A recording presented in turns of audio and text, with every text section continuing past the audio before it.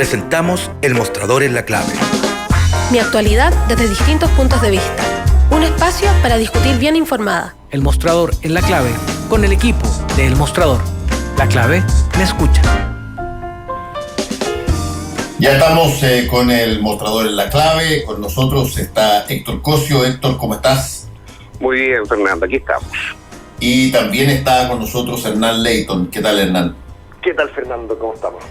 A ver, Hernán, parto contigo. ¿Cómo están los preparativos para el discurso de la cuenta pública? ¿Se sabe todo ya planeado, oleado y sacramentado para lo que se tenga que producir en ese discurso oficial del presidente?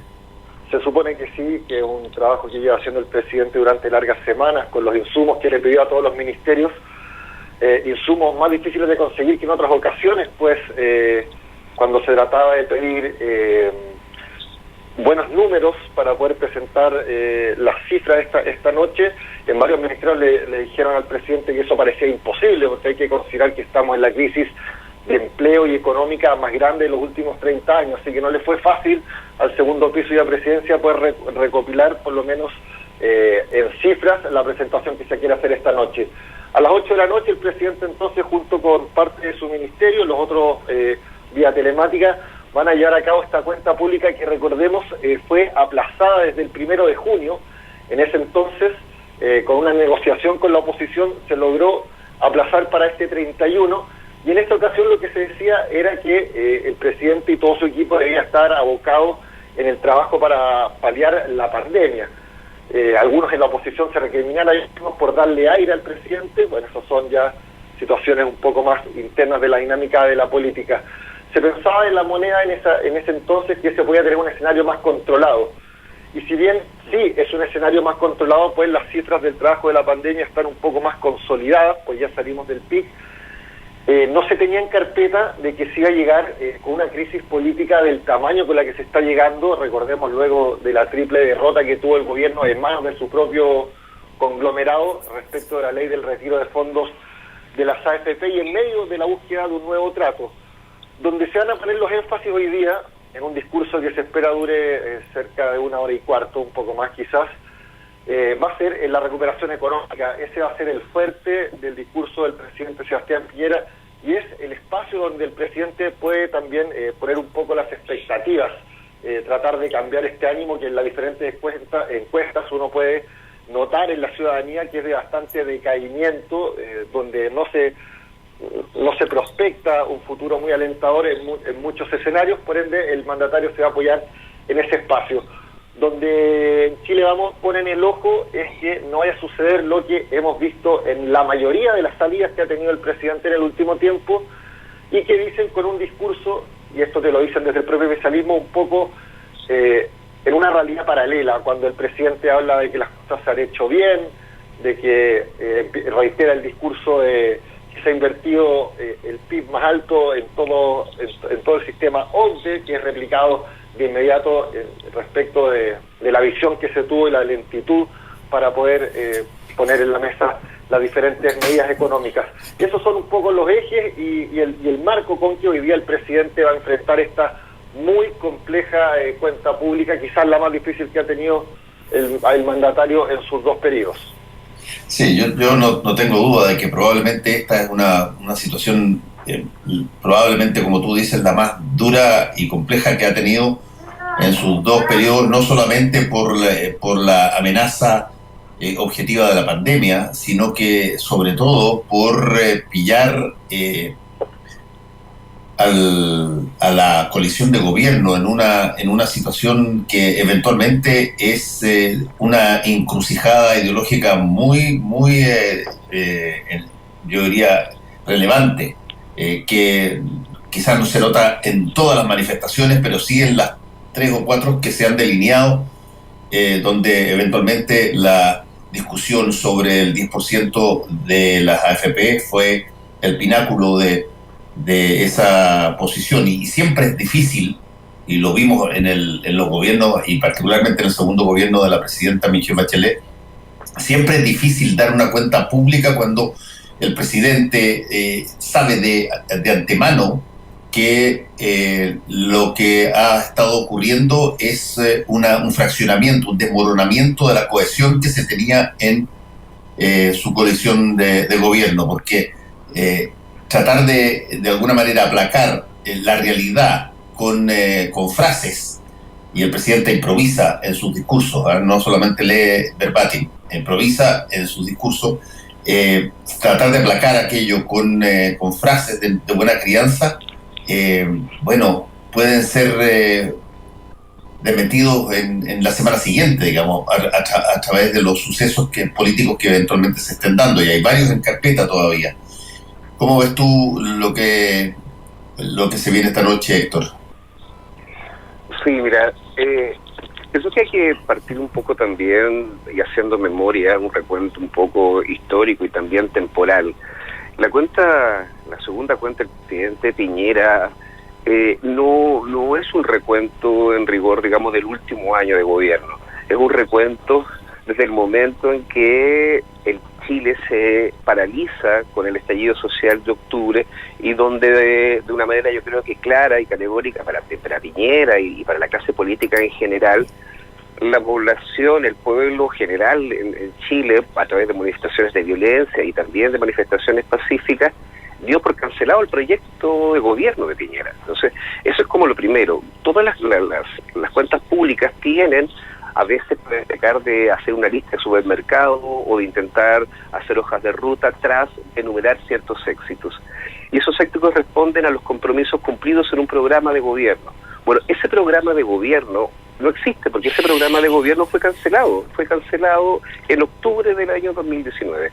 A partir de ese momento, tanto la presidencia como el país en general comenzó a sufrir una serie de crisis que tuvieron momentos muy importantes, como por ejemplo la del 15 de noviembre, cuando la clase política logra dar una señal de unidad y, sin ser impulsada por el presidente, sino por los propios parlamentarios, se llega a un acuerdo nacional para establecer un plebiscito que nos llevaría a una nueva constitución que se va a realizar ahora en el mes de octubre.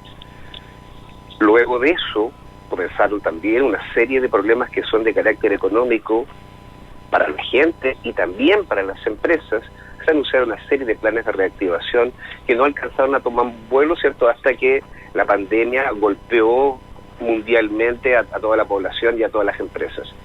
Y luego, sin poder recuperarse un poco de los errores cometidos, algunos que quedaron en la historia durante el estallido social, como las frases de guerra y en fin, comenzó un proceso también muy complejo donde el gobierno y básicamente el liderazgo del presidente Piñera no hizo más que repetir errores. Recordemos toda la señal de triunfalismo antes de la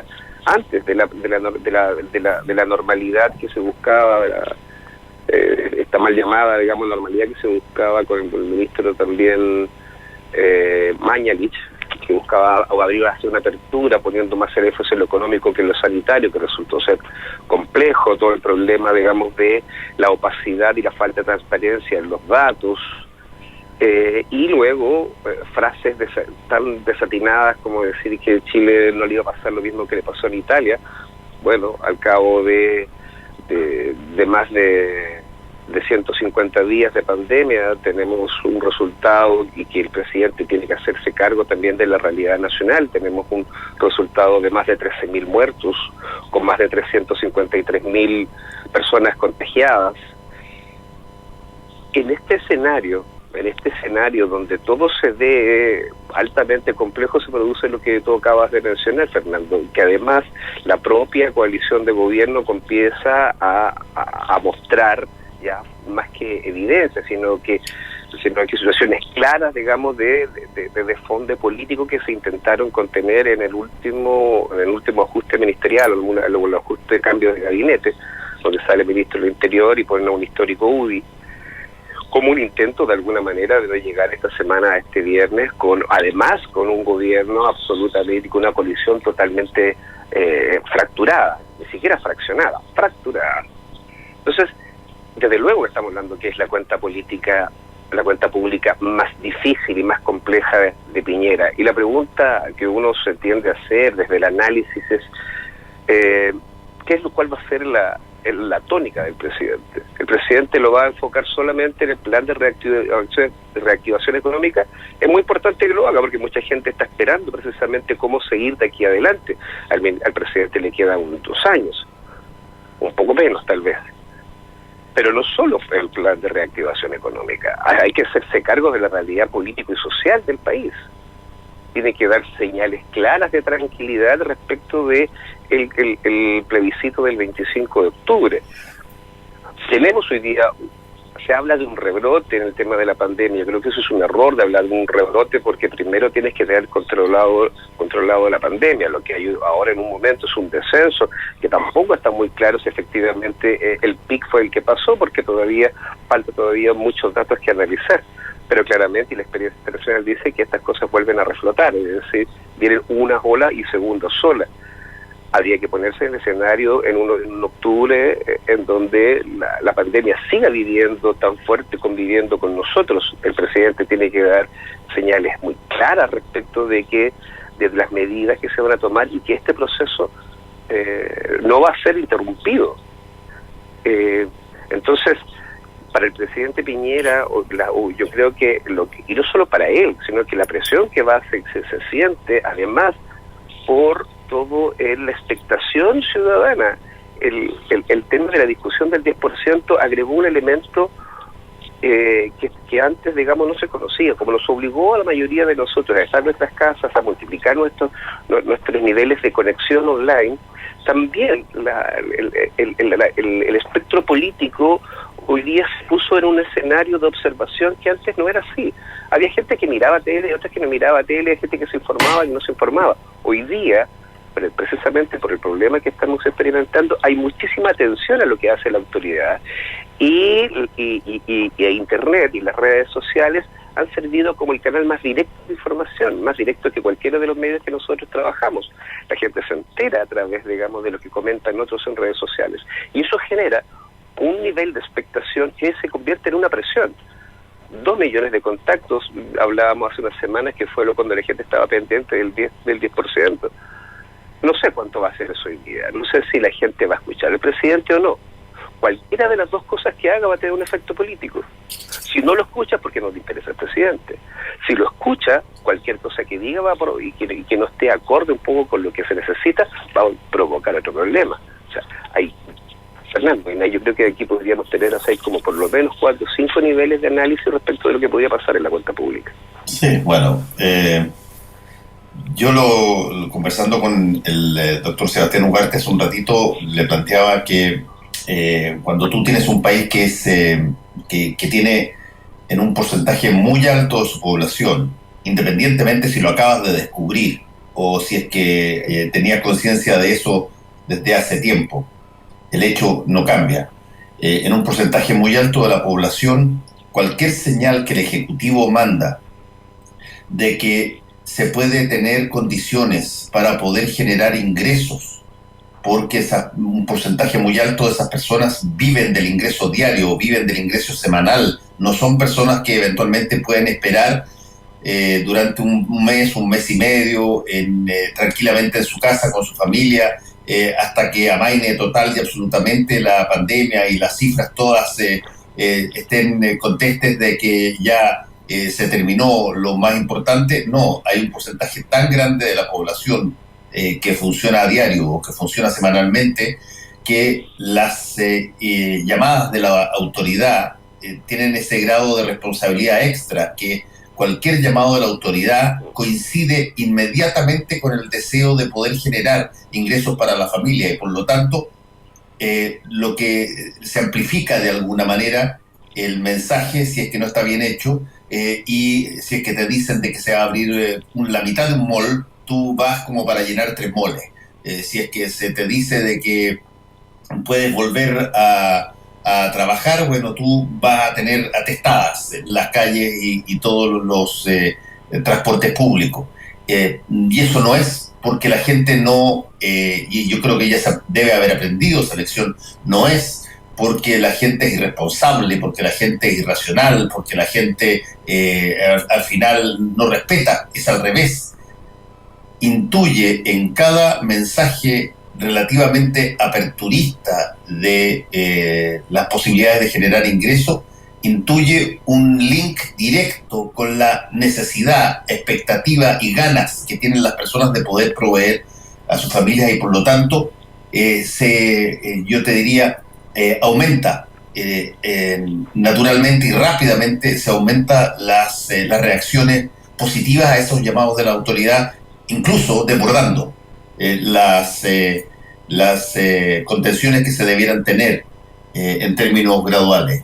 Yo espero que, como ya pasó en las 2 veces anteriores, esta vez ese mensaje se haya entendido, y por lo tanto se esté también a propósito de no solo invitar a las personas a que gradualmente y en territorios determinados que se vayan paulatinamente abriendo, se tenga conciencia de este fenómeno, sino además creo que es súper importante que se informe y se cuente y se comunique mucho, pero mucho mejor las cosas que lo que se ha estado comunicando desde el inicio de la pandemia hasta ahora.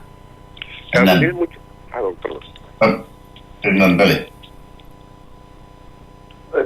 No, esto sí que quería tú intervenir.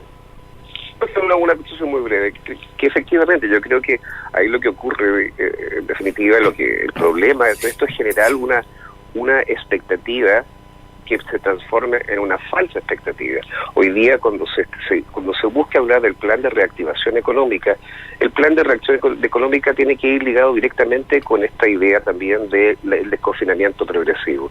Y si efectivamente se entregan mensajes que puedan ser interpretados como digamos, como algo que ya está consolidado cuando lo habla el presidente, y él da, señales de una apertura, desde luego que la gente va a tomar en consideración esas palabras y seguramente va a multiplicar el número de personas que van a participar de esta apertura. Pero hay que aplicar ahí un nivel de responsabilidad muy amplia. Hoy día, dentro del plan de reactivación económica, tienen que entregar señales claras respecto de la desconfinamiento. ¿Y por qué insisto en la palabra clara? Porque todavía hay muchísimas dudas, y son dudas de carácter doméstico muy duro.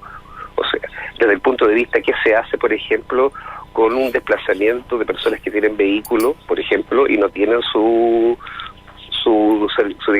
patente, porque no han podido sacar el permiso, o sea, no tienen permiso de circulación porque no han podido sacar la revisión técnica, y eso es porque las plantas no han podido abrir, porque las plantas están ubicadas en lugares que todavía están en cuarentena. Hay tanto detalle que son de carácter doméstico, que si no existe una bajada, me refiero a una bajada operativa detrás de las palabras del presidente, van a ver los problemas, porque lo que hemos enfrentado durante todos los discursos del presidente es que el presidente da anuncios que pueden ser interesantes, para otros pueden ser grandilocuentes, pero no hay bajadas operativas detrás. Entonces, cada vez que se habla algo, eso desencadena una reacción que finalmente termina afectando precisamente lo que se intenta cautivar, que es que la gente no trate, digamos, de no salir y no contagiarse más y tratar de frenar esta pandemia. Pero lo que ha ocurrido en todas las últimas intervenciones del presidente es que detrás de cada anuncio no hay bajadas operativas. Y eso creo que en esta oportunidad debería ser pensado muy a fondo para que no ocurra. Hernán, quería solamente acotar eso.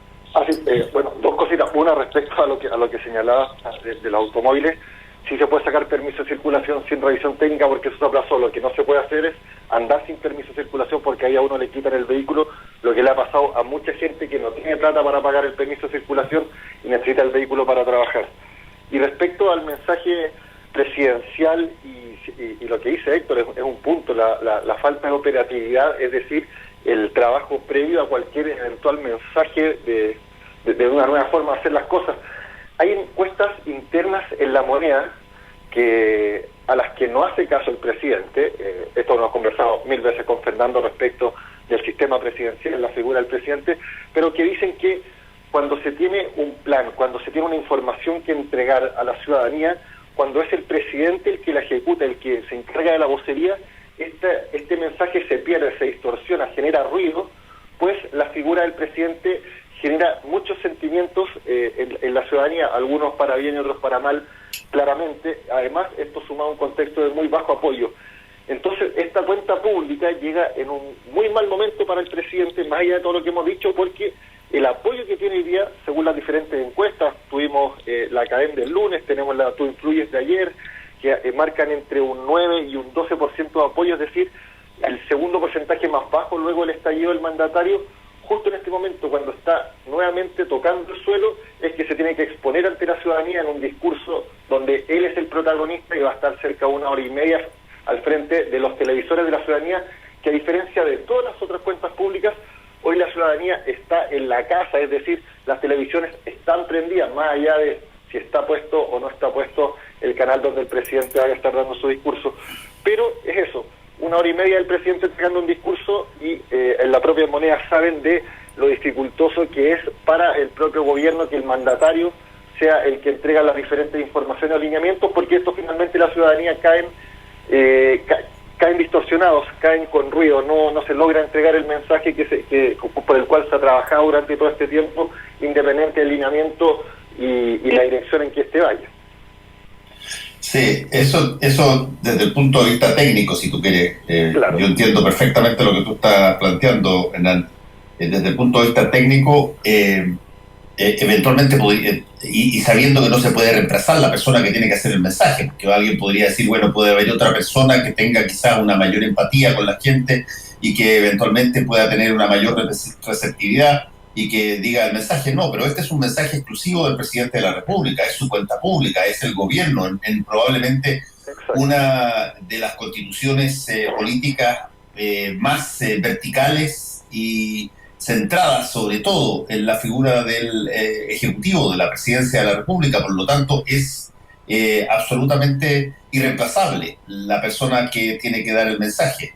Y desde ese punto de vista, lo único que uno puede tratar de recomendar desde el punto de vista comunicacional, si a uno le pidieran una opinión, es que las cosas que se digan, y sobre todo en el ámbito de lo que Héctor llamó lo operativo, las cosas que se digan en el ámbito de cómo se van a proceder para materializar los anuncios que el presidente va a hacer, tengan la capacidad de ser constatadas por la gente de inmediato.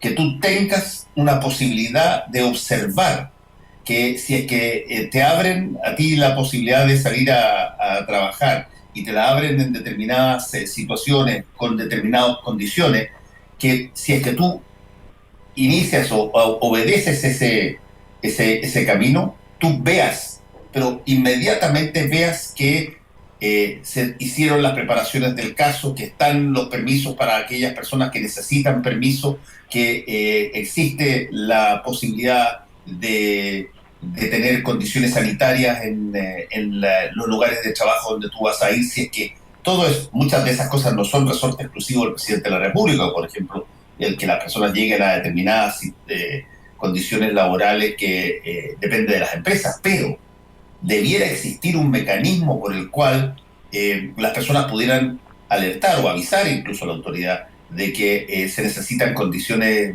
mejores cuando hay mucha gente concentrada en una situación laboral, para que el Estado y el gobierno revise eso y fuerce que las condiciones estén. Y desde ese punto de vista, la sola fraseología, la metáfora, las analogías que normalmente se hacen en los discursos, eventualmente tienen que ser secundarias ante la constatación de que cualquier medida que el presidente anuncie se pueda percibir de inmediato si efectivamente están las logísticas necesarias dispuestas para que esas cosas se materialicen. Si no, la situación eventualmente es, bueno, cada cual tome la decisión de hacer lo que quiera. Sí, lo que conversamos un poco ayer, junto a la Maca con el analista Axel Caiz, es que después de la aprobación de esta ley del retiro del 10%, y que ya más de 3,5 millones de personas han hecho el trámite, la ciudadanía entiende ahora una lógica de cómo tratar con el Estado de una manera más lineal. O sea, decía, ¿cuál es la línea más corta entre la ciudadanía y el Estado hoy día? La línea recta. ¿En qué sentido? De que luego de la aprobación de la ley del 10%, la ciudadanía dio cuenta de que existen mecanismos mucho menos burocráticos, quizás muy excepcionales en este caso, pero que da la sensación de que se pueden hacer las cosas de otra manera. Entonces, ahora cuando se anuncia algún nuevo tipo de medida, la burocracia o las exigencias van a generar cierto grado de frustración, porque van a ser mecanismos un poco más complejos, aunque naturales en un Estado, en una democracia, en una república, para que tengan efecto en la ciudadanía.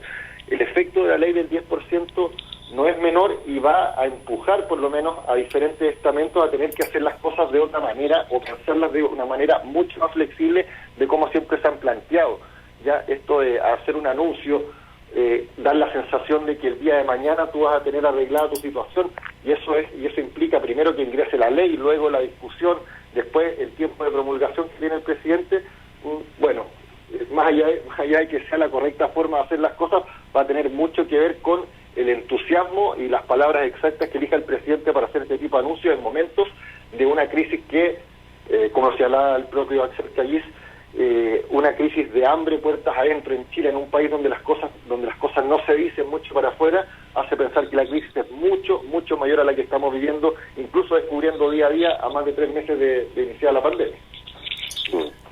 Creo que sí, en estos minutitos que quedan antes de la pausa, esta metáfora de cómo se hacen las cosas y que las cosas deberían hacerse por la línea recta, que es el camino más corto, me parece que es una frase muy acertada. Y hoy día la experiencia que se tiene, más de 3 millones de personas que pudieron hacer el trámite de solicitud de manera expedita, sí, efectivamente entrega ese mensaje, que las cosas efectivamente se pueden hacer, digamos, de manera fácil, de manera rápida y también expedita, cuando precisamente, digamos, están las cabezas sentadas a la mesa planificando y organizando que las cosas funcionen como tal. Ese es un ejemplo claro. Si no se sigue esa misma camina y esa misma ruta, vamos a tener el problema que tuvimos por ejemplo, para el traspaso de las canastas. No sé si se acuerdan, las canastas de alimentos, donde las canastas de alimentos se les dio el número y al día siguiente ya nadie sabía muy claro cuánto era el número ni a quién le llegaba, y peor fue el desastre en el momento de la repartición. Esas experiencias están muy frescas. Hoy día todas las experiencias que el presidente y el gobierno acumulan de fracasos están muy frescas en el inconsciente colectivo de la gente y de los políticos profesionales también. Por lo tanto, esto hace más complejo cualquier palabra que vaya a decir el presidente. Sí. Hagamos una pequeña pausa y seguimos conversando. En esta época más que nunca, lo más relevante es el cuidado de las personas. Un espacio de trabajo limpio es tu mejor aliado. Para el cuidado de tus clientes y colaboradores, contáctanos. Somos Saín, especialistas en limpieza y desinfección de oficinas y espacios comunes. Una oficina limpia es una oficina feliz. Encuéntranos en oficinafeliz.cl. ¿Qué hacer en caso de aislamiento domiciliario? Mantén la limpieza y ventilación de la casa. Come saludablemente y respeta las horas de sueño. Realiza actividades y rutinas diarias. Sal de tu casa solo si es necesario. No adquieras más mercadería de la que necesitas. Realiza tus trámites y pagos por internet. Infórmate en fuentes oficiales. Hazlo por ti y por todos. Más información llamando al 600-360-7777 o en gov.cl. Cuidémonos entre todos. Ministerio de Salud. Gobierno de Chile.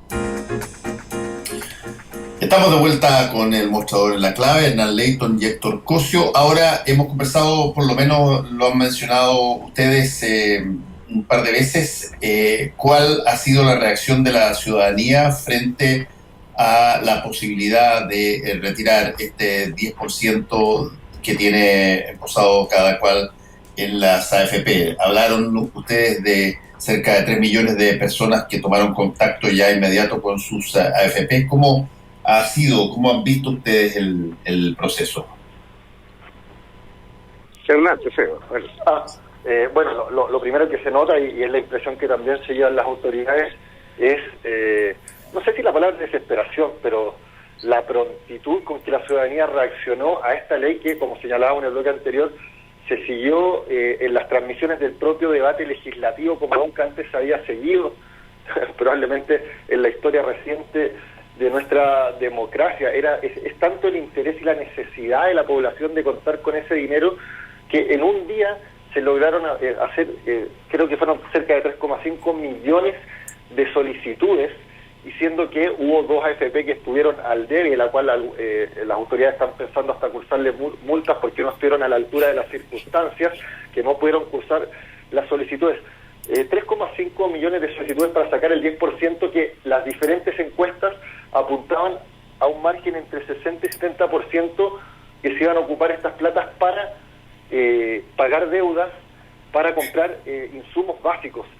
Entonces eso devela un poco la urgencia, necesidad y profundidad de la crisis que está viviendo el país, y que las autoridades no alcanzaron a ver a tiempo, porque hay que siempre estar retrocediendo para dar cuenta del contexto de por qué se llega a los momentos que se llega, cuando el gobierno peleaba que con la sola entrega en un momento, bueno, no la sola entrega, era un paquete más amplio, pero que claramente quedó corto, de este bono COVID de 50.000 pesos, del aplazamiento de algunos arriendos, y ahora estamos en un préstamo blando de cerca de 2 millones de pesos, un bono de 500.000 a la clase media, 400.000 luego de 3 o 4 meses. Es que la lectura de la real crisis que existía en el país nunca estuvo en cuenta en su totalidad, y probablemente no lo está ahora tampoco, porque más allá de las frases con las que el gobierno se ha tratado de jugar, con que nunca es suficiente o siempre las cosas se pueden hacer mejor, acá lo que queda en claro es que para haber llegado a la circunstancia que se llegó, que la gente salga desesperada, 3,5 millones de personas, solo el primer día, en un universo de cerca de 11 millones de personas,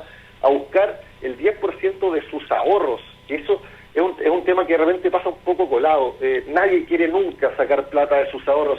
Todos saben que los ahorros es lo que más cuesta conseguir, más en un país donde una clase media, entre comillas, mentirosa, porque no, siempre estuvo pendiendo de un hilo, dependiendo si podía trabajar un mes o una semana, tiene que recurrir a sacarlos. Habla de lo complejo de lo que se transformó esta crisis, de la poca versatilidad que tuvo el gobierno y también la oposición. Si acá hay responsables por los dos lados, pero por sobre todo quien lleva las riendas de este panorama.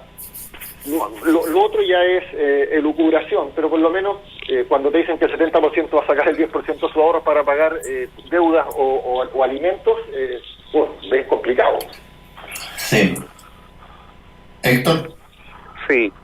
Bueno, yo creo que eso también habla y es la demostración categórica de lo equivocado que estaban ciertas autoridades y ciertos también personeros políticos cuando hablaban de que estábamos frente a una medida populista. Estábamos frente a una medida altamente popular, con un nivel, digamos, de necesidad y también de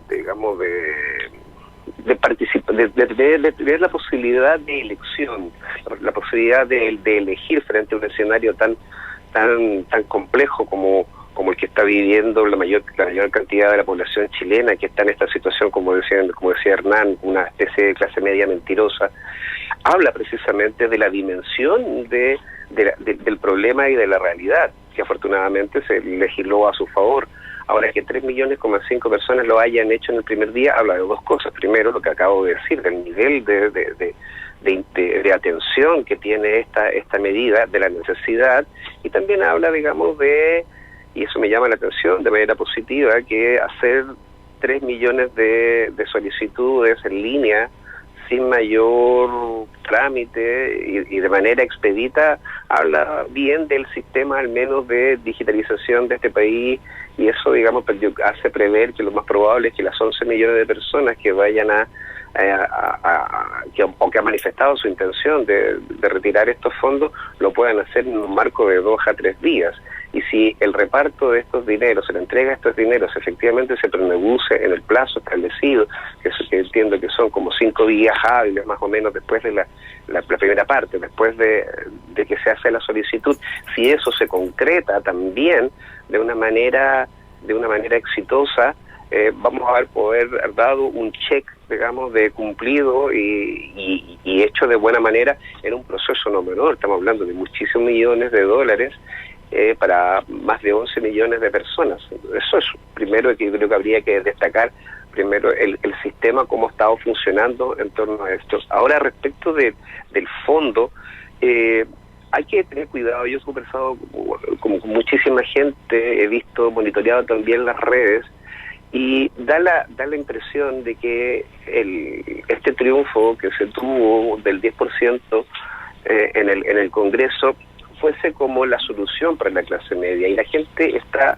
muy consciente de que no se trata de la solución de la clase media. Si la clase media estaba hasta hace unas semanas atrás con la soga al cuello muy apretada, lo que hoy día ocurre con el 10% es que esa cuerda se afloja un poco, pero la cuerda sigue al cuello.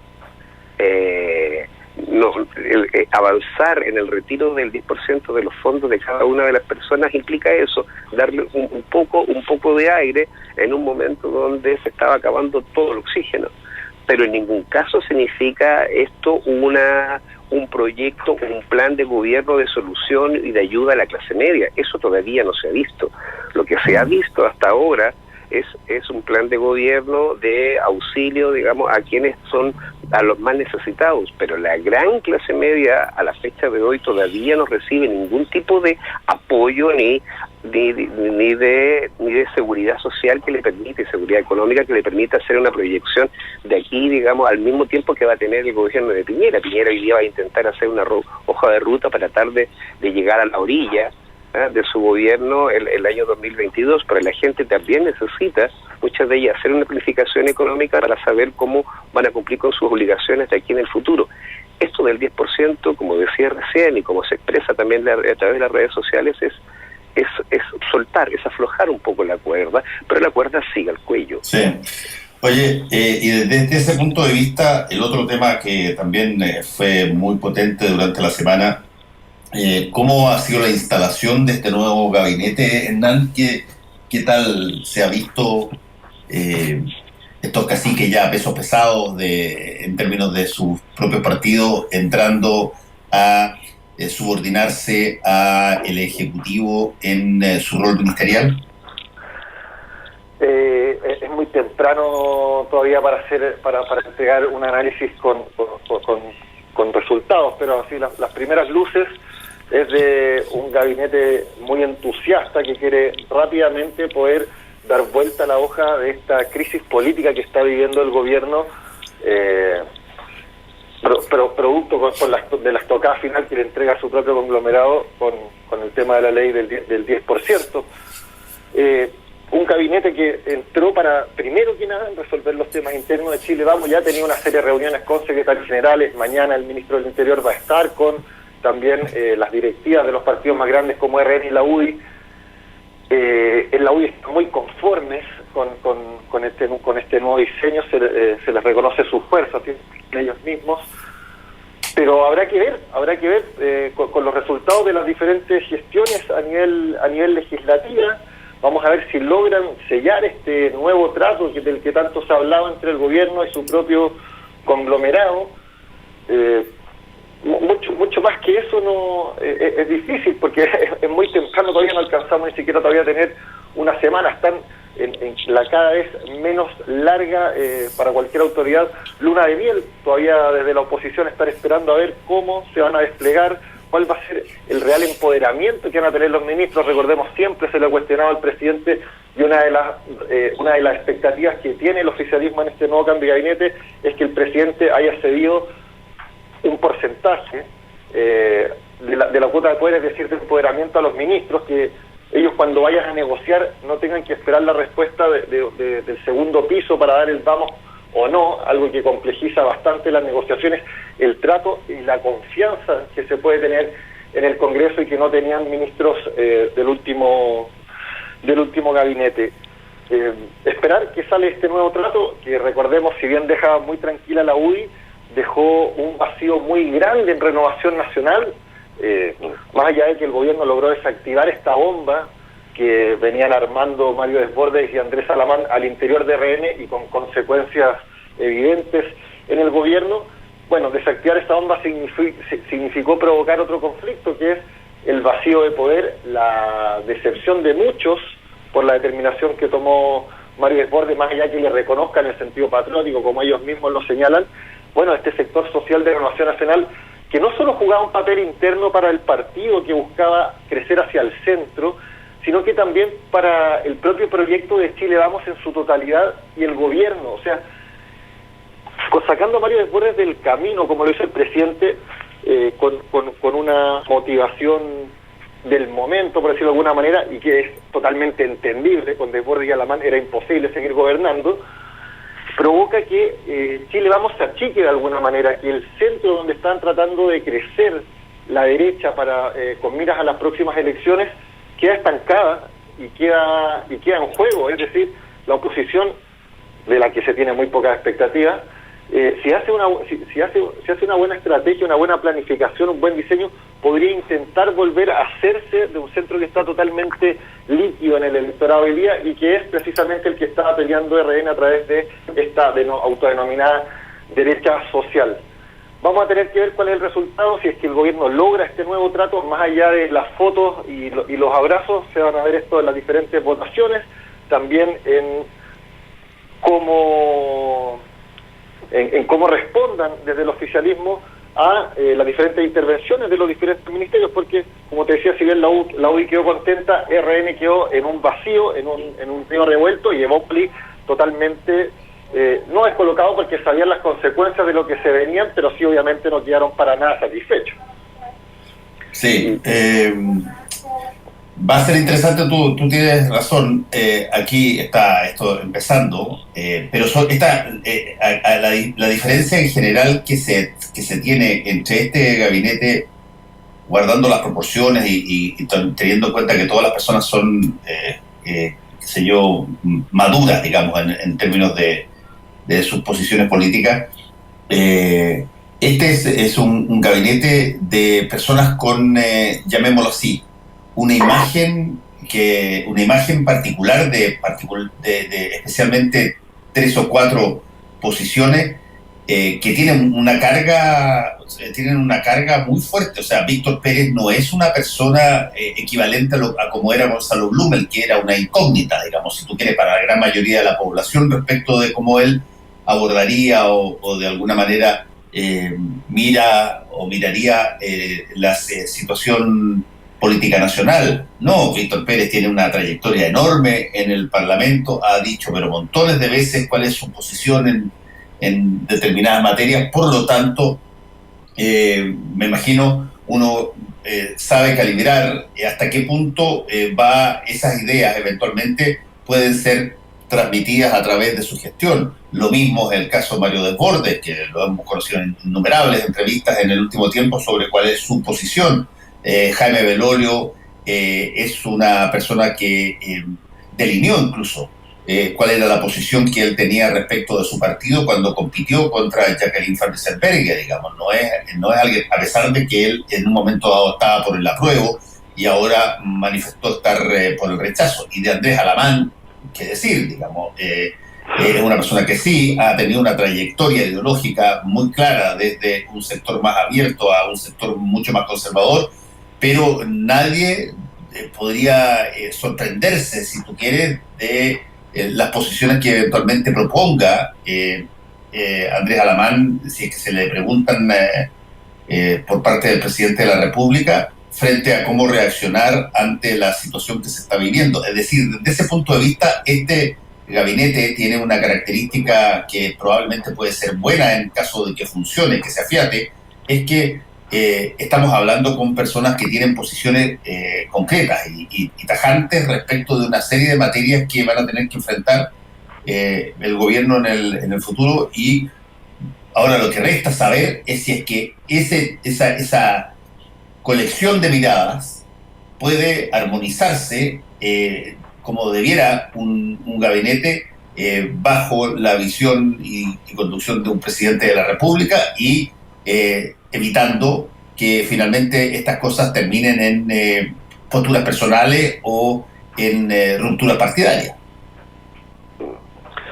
Sí, creo que uno de los elementos claves también de eso, que todavía no se tiene mayor seguridad de cómo va a resultar, es preguntarse si el gobierno va a mantener la presidencia respecto de su posición en el plebiscito de octubre de este año. Y lo digo porque los nuevos ministros que ingresan en el gabinete son muchos de ellos de amplia trayectoria y cuyo posición al respecto son ampliamente conocidas.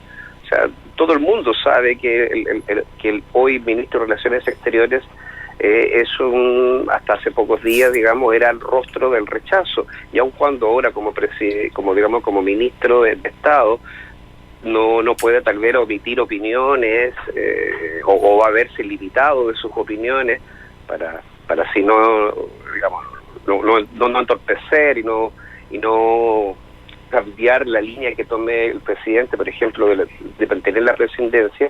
Pero el mundo sabe que Alamán es, digamos, representante del rechazo, lo mismo que Víctor Pérez, lo mismo que Belolio, y a diferencia también respecto de Desbordes, que todavía tampoco estaba muy claro su posición.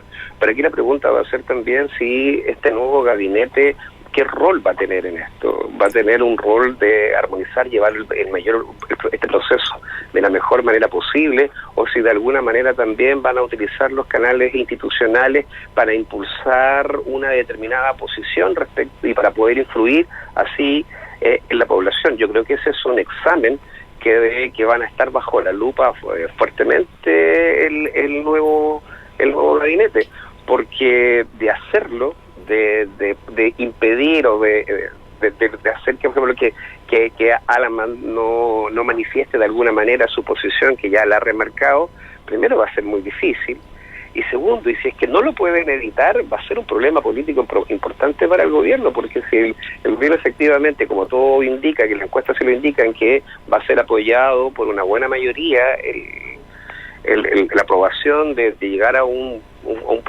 llegar a una nueva constitución a través de un plebiscito afirmativo, positivo, ese costo lo va a pagar la moneda.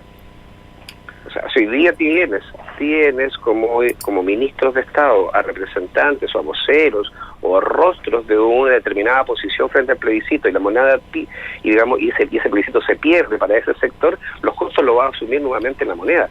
Yo creo que ese es un tema que también tienen que resolver y tienen que tomar medidas, porque es una apuesta perdedora de alguna manera. Sí. Hernán, ¿tú cómo has visto la instalación de este gabinete en su primer día? A ver, respecto a lo que se está hablando, primero en la línea del plebiscito, obviamente uno tiene que entender que cada uno tiene una intención y cumple su rol respecto de qué traje tiene puesto. O sea, en el mostrador nosotros entrevistamos a Víctor Pérez en su calidad de senador UDI, en momentos en que la UDI estaba en un momento muy revuelto, cuando habían renunciado 3 diputados, iban a pasar a los senadores al Tribunal Supremo, y en esa ocasión el ahora ministro de Interior señalaba, reitero, en su rol de senador de la UDI, que el gobierno tenía que sí o sí pronunciarse en favor del rechazo, porque era la mayoría del oficialismo el que estaba en esa situación y que tenía que dejar claro ante la ciudadanía cuál era su posición al respecto y trabajar en pos de aquello. Bueno, ahora en su rol de ministro, claramente, más allá de lo que él pretenda, no puede tener ese discurso, y no voy a decir despejar dudas, porque uno tampoco nunca conoce en su totalidad una estrategia mayor en un segundo piso, en una presidencia, pero sí una de las tareas que le dio el presidente a los ministros y que se venía hablando hace mucho tiempo y que es primordial para este presidente y para este gobierno, es que el plebiscito se haga de la mejor manera posible. Es que esto tiene que ver con que el gobierno está tan cuestionado desde tantos flancos, partiendo por el suyo propio, en torno a su gestión, en torno a la capacidad y visión, capacidad política me refiero, y visión del presidente en diferentes materias, que un fracaso o dudas respecto del andar del plebiscito ya le quitarían la base o piso a un gobierno, se desplomaría un gobierno que está cuestionado en todo su flanco. Entonces, es real este llamado. Yo he hablado con diferentes ministros que sí, no es solo con micrófono, es verdad, el gobierno necesita que el plebiscito, recordar también siempre que esto es a través de una ley, no es solo la iniciativa o las ganas de un sector querer o no sacarlo. O sea, esto es ley constitucional, y el gobierno quiere a toda costa de que esto salga de la mejor manera posible, porque es la reputación republicana del presidente la que está en juego en este pasado. Oye, pero ahí hay un punto que tú señalaste cuando recordaste lo que había planteado Víctor Pérez como senador recientemente respecto de lo que... Y mi punto es lo que tú señalaste en términos precisos. La pregunta, o más bien, el planteamiento de Víctor Pérez era que el gobierno debía manifestar inequívocamente su posición por el rechazo. Ahora, no existe nada, como él teniendo como ministro, como la posición hoy día de ministro del Interior, no existe nada que impida que él al interior del gobierno postule y haga lobby y trate de convencer a todo el resto del gobierno de que aquello que él cree que el gobierno debiera hacer se haga. Desde ese punto de vista, uno perfectamente podría decir, sin mayor riesgo de equivocarse, que ahora que está dentro del gobierno Víctor Pérez, me imagino que va a tratar de convencer al gobierno, a su gobierno, de aquello que él quiere que su gobierno haga, que es manifieste abiertamente su posición por el rechazo. Y probablemente lo vamos a poder, tú que estás trabajando ahí en La Moneda más constantemente, lo vas a poder advertir más rápidamente. No sería para nada eso una traición a lo que dijo, todo lo contrario.